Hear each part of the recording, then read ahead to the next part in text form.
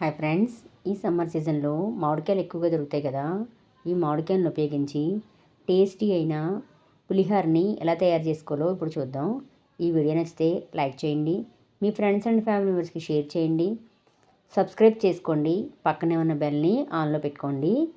ఈ మామిడికాయలని తొక్క తీసేసుకుని పెద్ద రంధ్రాలున్న గ్రైండర్తో వీటిని తురిమేసుకోవాలి.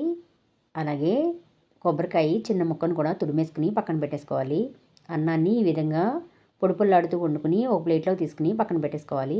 తర్వాత ఒక స్టవ్ వెలిగించుకుని ప్యాన్లో ఆయిల్ హీట్ చేసుకుని ఒక స్పూను ఆవాలు, ఒక స్పూను పచ్చిశనగపప్పు, ఒక స్పూను వేరుశనగ గుళ్ళు, ఒక స్పూను చాయ్ మినపప్పు వేసుకుని మంచి సువాసన వచ్చే వరకు వేయించుకోవాలి. తర్వాత 4 పచ్చిమిరపకాయలని చిలికలుగా కట్ చేసుకుని వేసుకోవాలి.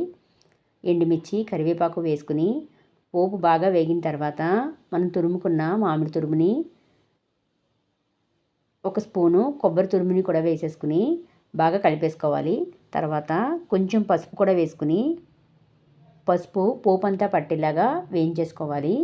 ఇవి బాగా వేగిన తర్వాత మనం ఉడికించుకుని చల్లారబెట్టుకున్న అన్నాన్ని ఇందులో వేసేసుకుని రుచికి తగినంత ఉప్పు కూడా వేసేసుకుని బాగా కలుపుకోవాలి. ఇది కలుపుకున్న తర్వాత ఒక సర్వింగ్ బౌల్లోకి తీసేసుకోవడమే. అంతే, ఎంతో టేస్టీ అయిన మామిడికాయ పులిహోర తయారవుతుంది. దీన్ని కొత్తిమీరతో గార్నిష్ చేసుకుని టేస్ట్ చేస్తే చాలా బాగుంటుంది. ఈ సమ్మర్ సీజన్లో మీరు కూడా తయారు చేసుకుని టేస్ట్ చేయండి.